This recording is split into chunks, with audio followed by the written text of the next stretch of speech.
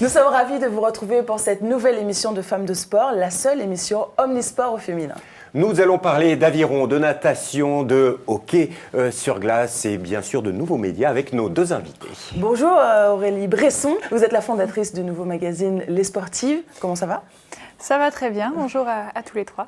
Et à côté de vous, Noémie Cobert, bonjour. Bonjour. Alors vous êtes une jeune championne d'aviron, vous avez qualifié en septembre dernier une coque pour les Jeux Olympiques, vous êtes toute récente championne de France en deux pointes. Voilà, ce qui vous amène dans les sélections françaises pour les Jeux Olympiques, a priori, selon la Fédération française d'aviron. Mais alors, votre sport, il est un petit peu mystérieux, il y a les deux de coupe, deux de pointe, c'est quoi l'aviron? Alors l'aviron, en gros, on peut le diviser en deux grandes catégories. Donc il y a l'aviron de couple, où chaque rameur a 2 pelles, et l'aviron de pointe, où chaque rameur a 1 pelle. Donc voilà, la rame, il faut l'appeler la pelle. Donc la photo derrière vous, c'est... C'est un 2 de couple. D'accord. Donc voilà. Et la distance, c'est combien? C'est sur 2 km. Toujours? Oui, toujours. On comprend un peu mieux maintenant l'univers de l'aviron. Donc vous lancez un nouveau magazine, un magazine trimestriel, Les Sportives. Racontez-nous l'histoire de ce magazine, comment est née cette idée, depuis combien de temps? On veut tout savoir. Alors ça fait 5 ans que j'ai eu l'idée. Quand même. Ça fait 5 ans, oui. Parce que l'idée à la concrétisation, c'est pas si simple. C'est créer un média en plus aujourd'hui. Dans le contexte actuel, la conjoncture, c'est pas évident. Et dans le sport féminin, il faut le temps aussi que ça se mette en place dans les mentalités. Donc ça fait 5 ans, j'ai eu l'idée un peu le temps dans la presse sportive. Pourquoi? Parce qu'il y avait vraiment que c'était... Vous êtes une militante, vous pensez qu'il y a un créneau? Voilà, je suis sportive moi-même, donc du coup je me suis dit, on va retrouver les copines, les clubs ou les filles que j'aime suivre, le sport que j'aime suivre au féminin. Je me dis, mais est-ce qu'il n'y a pas un support dédié aux femmes? Est-ce que la femme dans le sport, il n'y en a pas? Et l'idée a fait son chemin jusqu'à que je trouve le nom, simplement, Les Sportives. Comment ça a été accueilli, justement? Ils ont trouvé l'idée saugrenue, plutôt intéressante. Comment ça a été accueilli? À chaque fois, c'était surprenant, très surprenant. À la fois par le profil de la personne que je suis, et finalement très bien accueilli, parce que tout le monde s'est rendu compte finalement en se disant « mais c'est vrai, ça n'existe pas ». Est-ce que ça existe dans d'autres pays européens? Alors ça existe déjà dans les pays anglo-saxons, surtout en Angleterre. C'est très bien accueilli et ça marche très bien. D'ailleurs, je m'en suis aussi inspirée au niveau graphisme et création et sur l'angle abordé sur le sport et les femmes. Alors vous allez nous raconter le contenu du magazine tout à l'heure, mais c'est le moment de découvrir un premier sujet, Vanessa. Justement, c'est une femme qui pourrait certainement faire partie de vos prochains portraits dans le magazine, puisque nous allons découvrir un portrait de Charlotte Girard, qui était au JO de 2014 à Sochi, mais elle portait un maillot zébré. C'est un sujet de Main TV. Samedi 27 février, patinoire Thierry Monnier à Courbevoie. Dernier match du championnat avant les phases finales entre le club olympique de Courbevoie et les Dogs de Cholet. Parmi les arbitres, une femme, Charlotte Girard. J'ai vu qu'il y avait une femme parmi les arbitres, c'est rare, c'est vraiment très rare et je trouve que c'est dommage. On devrait en voir plus souvent parce qu'elles font aussi bien le travail qu'un homme, elles arbitrent aussi bien. C'est plutôt un jeu d'hommes et la plupart des arbitres c'est des hommes, donc c'est bien qu'il y ait des femmes qui commencent à le faire aussi. Il n'y a pas de souci, je ne fais plus la différence. Charlotte, c'est une femme qui nous arbitre depuis déjà des années. C'est pas la première fois, ça nous arrive assez fréquemment. Il y a 2-3 arbitres femmes qui officient dans la Ligue cette année. À 35 ans, Charlotte Girard fait partie des rares femmes arbitres en France. Elles ne sont que 6 sur 120 arbitres au niveau national. Mais pour en arriver là, elle a dû se battre, et ceci dès ses débuts dans le hockey sur glace. Ça a été compliqué, j'ai voulu faire du hockey, on m'a inscrit au hockey et on a découvert que la mixité était interdite sur la glace par la fédération. Je suis venue pendant 3 mois à chaque entraînement pour m'équiper sans avoir le droit de monter. Puis un jour j'ai eu le droit de monter. Le virus de l'arbitrage est arrivé après le virus du hockey. J'ai commencé à arbitrer à l'UNSS, le sport scolaire. C'était ma seule façon de pouvoir rester sur le terrain. Charlotte Girard est aujourd'hui arbitre internationale. Elle a d'ailleurs été sélectionnée lors des derniers Jeux Olympiques à Sochi. Elle est donc reconnue pour ses compétences d'arbitre, mais également pour son bonnet fétiche qui ne la quitte jamais. Mais pour en arriver là, elle a dû combattre de nombreux clichés. Mes débuts, ça a été plus ou moins compliqué, tout simplement parce qu'il faut faire sa place.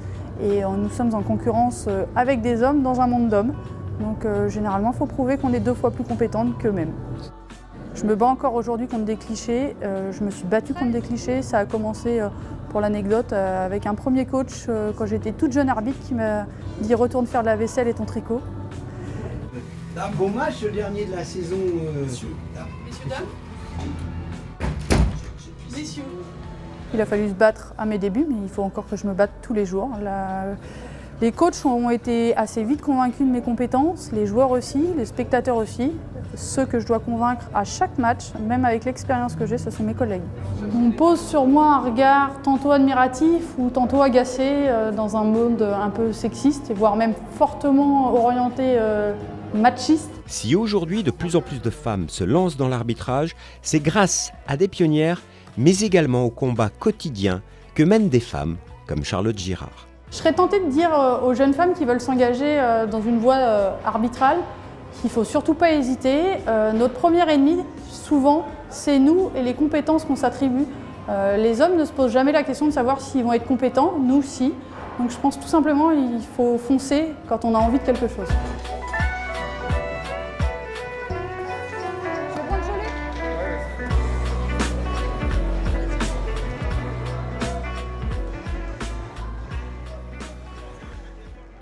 Alors, quelques informations complémentaires. Il y a en France 225 000 arbitres et que 56 000 arbitres femmes. Ça, c'est de la départementale au national et à l'international. Mais plus on monte dans les catégories, moins elles sont nombreuses. On arrive à 18-13% au très haut niveau. Au niveau de l'aviron, il y a des juges arbitres femmes, beaucoup ou pas assez? Oui, il y en a certains, mais je pense aussi qu'il y a plus d'hommes que de femmes. Mais après, je pense pas qu'il y ait des réactions machistes comme on a pu voir dans le reportage. Et je trouve ça vraiment dommage, mais c'est super qu'elle persévère comme ça pour arriver à faire ce qu'elle veut. Aurélie? Je trouve le message que passe Charlotte est très fort dans le sens où elle dit on ose, il faut oser, il faut s'affirmer. Et quelle que soit l'activité finalement, il faut s'affirmer, il faut foncer et puis il faut pas s'arrêter aux préjugés. Justement, vous avez 27 ans et vous êtes dans un milieu, vous êtes chef d'entreprise, donc c'est un milieu un peu d'hommes. Est-ce qu'il a fallu jouer des coudes aussi pour faire sa place en tant que femme? Ou peut-être 27 ans, c'était quoi le plus dur finalement? Je pense que le plus dur, c'était d'avoir moins de 30 ans. D'avoir 27 ans. Vous êtes jeune? Ah oui, merci. Vous êtes vieux. Ça a été peut-être le plus compliqué, mais finalement, c'est une force. Parce que, comme le message de Charlotte, il faut oser, que ce soit dans le milieu de l'entreprise, comme dans le sport. Être une femme, quel que soit l'âge, il faut savoir oser, s'affirmer et foncer et y croire, quels que soient les préjugés. Il y aura toujours des personnes pour nous mettre des bâtons dans les roues ou une crosse dans les pattes. Mais... Dans l'aviron, est-ce qu'il y a encore ces clichés sexistes? On pourrait dire, oui, c'est pas un sport pour des filles, l'aviron, comme le rugby. Ça existe encore? Est-ce que vous en avez souffert dans votre jeunesse quand vous avez commencé? Non, pas spécialement. Enfin, des fois, des amis pas très futés, on va dire, qui nous disent « Mais pourquoi tu fais de la muscu? Tu vas avoir des gros bras, machin. » Mais bon... Après, je veux dire, qu'on soit un homme ou une femme, ça change pas grand-chose finalement. Finalement, dans l'aviron, il n'y a pas de, on va dire... Non, il n'y a pas vraiment de machisme. Enfin, on est plutôt sur un même pied d'égalité entre les hommes et les femmes. Il n'y a pas de disparité, même au niveau des revenus, des salaires Disons que c'est vrai que les garçons sont plus médaillés que nous, donc forcément il y a une petite prime au résultat, mais bon, c'est mérité. Et justement, on s'entraîne pour nous aussi avoir des médailles internationales. Et après, au niveau des aides de la fédération, tout ça, non, c'est les mêmes. Mais concrètement, sans être indiscret, ça permet de vivre ou pas? Ça permet pas de vivre, mais ça nous met quand même un peu de beurre dans les épinards, comme on dit. Mais c'est sûr qu'il faut faire des études à côté. Donc moi, je suis en études de kinésithérapie et puis j'ai la chance d'avoir mes parents qui me soutiennent financièrement aussi. Et justement, par rapport à ces études, comment s'organise la journée de Noémie? Concrètement, de 8h à 10h ou 10h30, on s'entraîne le matin. Ensuite, de 11h à 13h. Donc sur l'eau? Sur l'eau. Tous les matins, c'est sur l'eau. Même l'hiver? Même l'hiver, même le dimanche, même les jours fériés. Tous les matins. Et donc ensuite, si j'ai cours, je vais en cours de 11h à 13h, on va dire.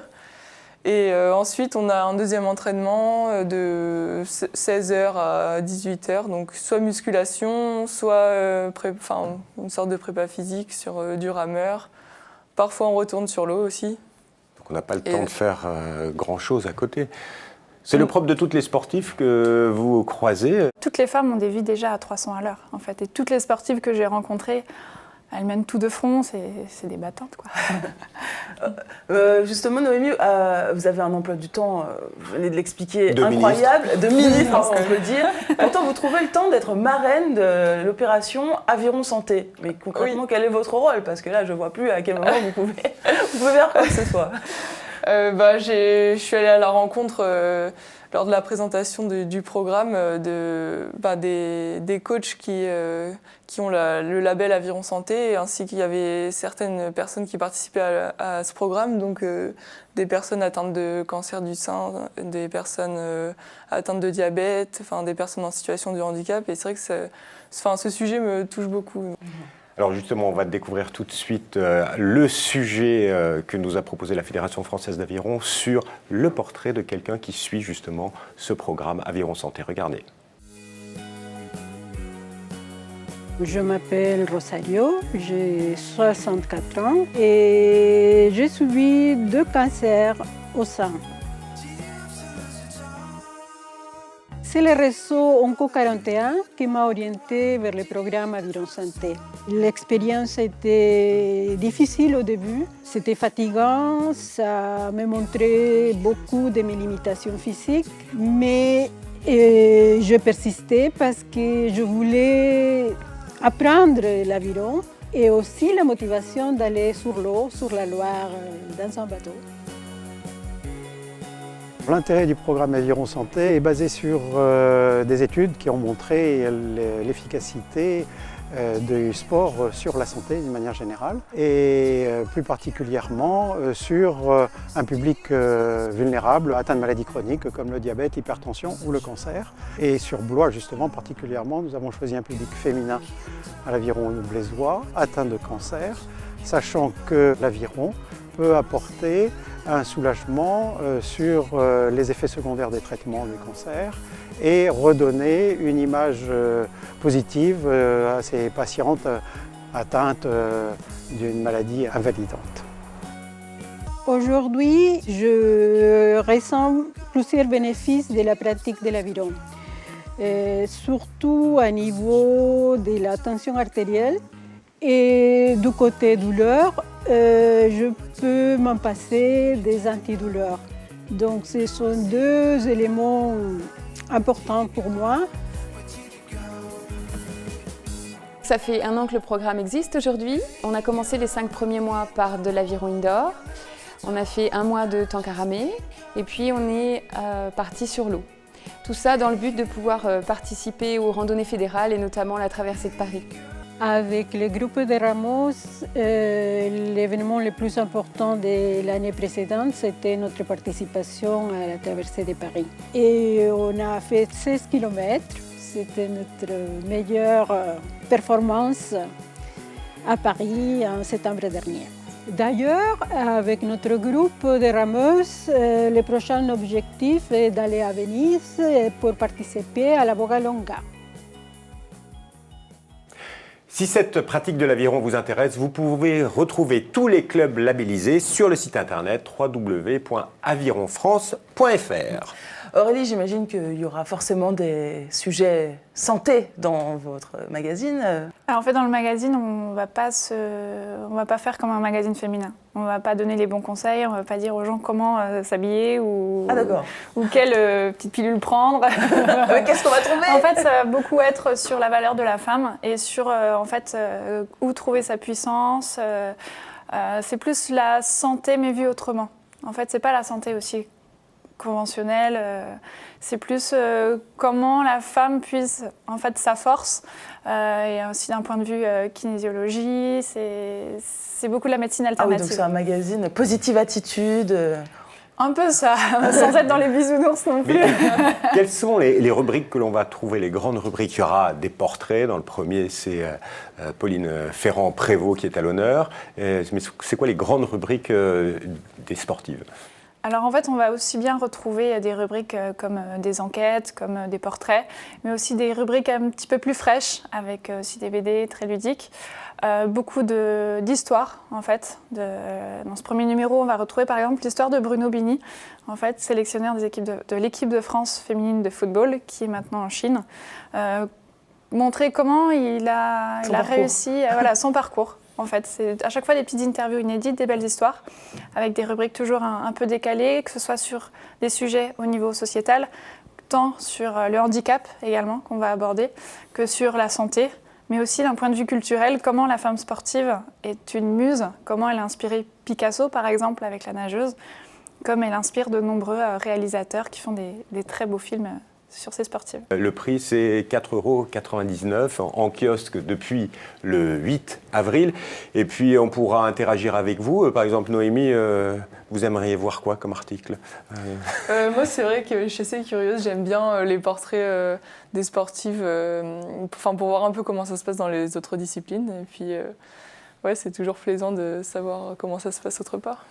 Justement, vous allez découvrir un autre portrait d'une femme. L'expression de 7 à 77 ans ne convient pas du tout. Michèle Guillet, elle, pratique la natation à Caen et vous allez voir, c'est une femme d'exception qui va vous surprendre. Ce quartier, Michèle Guillet le connaît bien. À 95 ans, elle a eu le temps de voir les rues de Caen se métamorphoser. Mais c'est toujours avec émotion qu'elle rentre dans le complexe aquatique Eugène Mahès. Car c'est lui, le grand Eugène Mahès, qui a appris à nager à Michèle dans l'Orne en 1929. À l'époque, il ne se doutait sûrement pas qu'il venait de former une future championne. Car c'est 40 ans plus tard que Michèle s'est lancée dans la compétition. Je nageais bien parce que Eugène Mahès m'avait bien appris. Et à 75 ans, on m'a dit qu'il faudrait essayer de faire un peu de compétition. J'avais 75 ans. Je me suis dit pourquoi pas. Voilà. Je suis partie en brasse, je ne savais nager que la brasse. Et à 80 ans, je me suis dit, la brasse c'est un peu court, il faut que j'apprenne le crawl. Alors là, c'est Christophe qui a pris le relais et j'ai appris le crawl.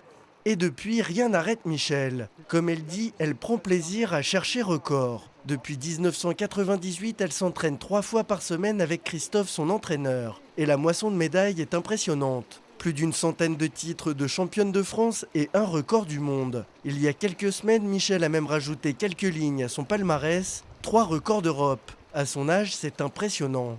J'ai 95 ans, oui, pas que j'oublie, c'est 95. C'est pas 85, hein. 95 et je suis encore dans l'eau, avec bonheur. À faire quelques petites compétitions, mais enfin... Voilà. J'arrive encore à battre des records d'Europe. Donc en Europe, il n'y en a pas tellement qui nagent mieux que moi à mon âge. Ça me surprend. Les bienfaits de la natation sont connus depuis bien longtemps. Et c'est peut-être la clé du succès de Michèle Guillet, une pratique sportive régulière et encadrée. Elle est à la fois dans le sport bien-être et dans la compétition. Aujourd'hui, ses entraînements sont adaptés à son âge. Elle ne fait pas ou peu de physiologie de l'effort. Le but est qu'elle puisse évoluer dans l'eau avec le plus d'aisance possible. Le défi à relever en tant qu'entraîneur pour une personne âgée, c'est de lui procurer avant tout du plaisir. Elle a une démarche personnelle de venir nager. C'est pour bien sûr progresser dans l'activité, mais aussi s'épanouir dans cette pratique et également supprimer toutes les douleurs de la vie quotidienne. Puisque dans l'eau, seule la poussée d'Archimède agit et du coup c'est un bien-être inégalable. Michèle Guillet est notre doyenne de la natation française et elle peut compter sur le soutien de son entraîneur et des licenciés de l'entente nautique cannaise pour aller chercher de nouveaux records. Aurélie, j'imagine que vous avez commencé à écrire ce fameux magazine, donc des portraits vous envoyez. Une réaction par rapport à celui-là? Moi, je le trouve exceptionnel. C'est impressionnant. Dans ce premier numéro, on a un clin d'œil justement d'une femme de 91 ans épatante, quoi. C'est une sportive. Là, c'est incroyable. Enfin, je trouve ça très beau. Pareil. Ouais, c'est vrai que c'est impressionnant. Enfin, vous voyez ramer et faire de l'aviron jusqu'à quel âge d'ailleurs? Tant que je me fais plaisir et que ça m'amuse, Je me suis pas fixée d'âge particulier. Alors, 95 ans. 95 ans. Peut-être pas quand même. C'est plus de 7 à 77 ans. Ça, c'est fini, on oublie. Maintenant, c'est jusqu'à 95 ans minimum.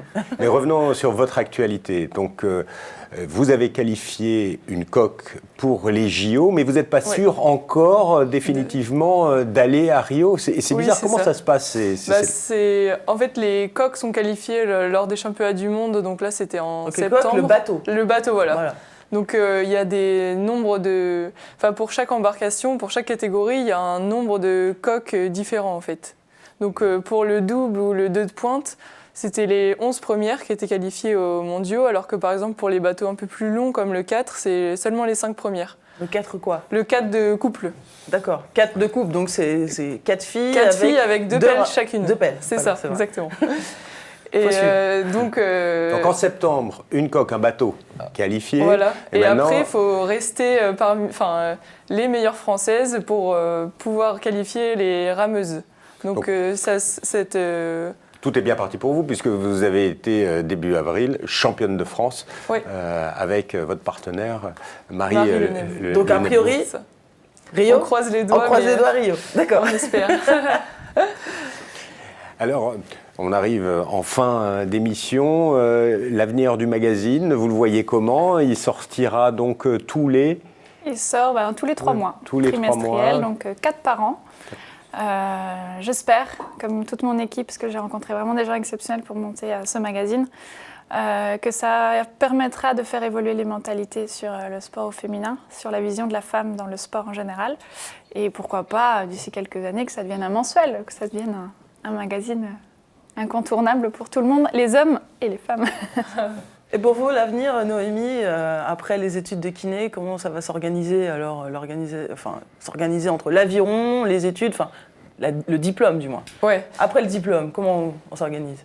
C'est compliqué. C'est vrai que c'est compliqué, mais on a des aides de la fédération pour avoir un boulot adapté, donc une CIP ou quelque chose comme ça, pour pouvoir continuer les deux.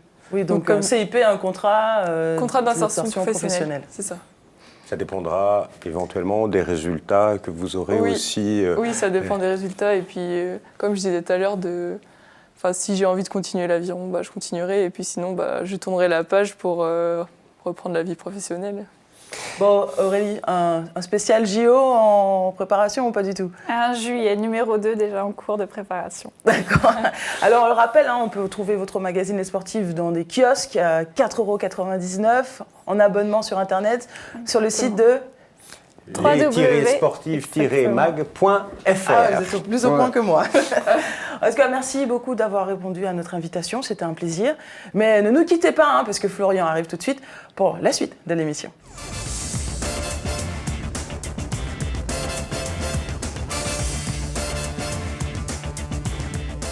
Bonjour Florian. Bonjour. Flo, on a eu une invitée qui est presque qualifiée pour les Jeux Olympiques. Là, on est en sport dit individuel. On peut faire un point sur les sports co. Quelles sont les féminines, les sports co féminins qui sont qualifiés pour les JO? Le handball. L'équipe de France féminine de handball s'est qualifiée au mois de mars lors d'un tournoi de qualification olympique qui s'est déroulé à Metz. C'était aussi un petit peu le retour d'Olivier Krombos, l'entraîneur emblématique, sur le banc. Il a fait une affaire personnelle de ces Jeux Olympiques, puisqu'il dit lui-même qu'il a un compte à régler avec les JO, parce qu'en fait, sa meilleure performance avec les Bleus dans cette compétition, c'est une 4e place à Athènes. Donc, des handballeuses ambitieuses. Des handballeuses ambitieuses. Des espoirs de médailles? Foot? Ouais, des espoirs de médailles au foot. On attend la première médaille internationale dans une grande compétition pour les Bleus. Elles sont qualifiées depuis l'année dernière et la Coupe du Monde 2015 au Canada, grâce à l'Angleterre, entre guillemets, qui a décroché un billet, mais qui ne peut pas représenter la Grande-Bretagne entièrement. Donc le billet est pour les Françaises. Et puis voilà, c'est un objectif majeur. Il faut une médaille maintenant, il faut un titre, si possible. Donc une nouvelle discipline, le rugby à 7. Toute nouvelle discipline, elle fait son entrée aux Jeux Olympiques. Les Françaises sont qualifiées, elles se sont qualifiées l'année dernière sur le circuit européen et international dans des multiples tournois où elles ont eu très forte affaire contre la Russie, ça s'est joué à pas grand-chose. C'est un objectif aussi majeur pour la fédération, puisqu'en fait ça fait 2 ans qu'ils ont professionnalisé le rugby à 7, donc les filles s'entraînent depuis 2 ans dans cet objectif et on peut espérer une médaille à Rio. Donc foot, basket, Non, basket, ils ne sont pas qualifiés, c'est ça? Pas encore, parce qu'il y aura un tournoi de qualification olympique à Nantes du 13 au 19 juin. Donc allez-y, il faut y aller, il faut les encourager. Il y aura 18 nations qui vont se disputer 5 places. Ça va être très difficile. En gros, si les Françaises vont en demi-finale, elles sont assurées d'être qualifiées. Si elles perdent en quart, il y aura des matchs de qualification. Et il faudra faire attention à 2 nations majeures du basket européen, que sont l'Espagne et la Turquie. Après, ça reste jouable. Et si elles se qualifient, on peut largement espérer aller chercher une médaille. Bon, du 13 au 19 juin, elles ont besoin de vous. Il faut aller à Nantes. C'est tout. Après, sur les autres sports, le hockey sur gazon, le volley. Pas de qualification malheureusement. Par contre, pour le volley, je peux vous proposer de voir du volley sur le web. Actuellement, c'est le début des play-offs du championnat de France, donc la Liga féminine. Et la Ligue nationale de volley retransmet les matchs sur le web. Et il y en a quelques-uns qui seront aussi retransmis sur l'équipe 21. Non, merci beaucoup pour toutes ces infos. Au moins, maintenant, vous êtes au point sur les qualifiés de Rio. Et pour retrouver toutes ces informations et revoir l'émission, vous pouvez aller sur le site internet www.femmedesport.com. À bientôt. Allez, au revoir. Au revoir.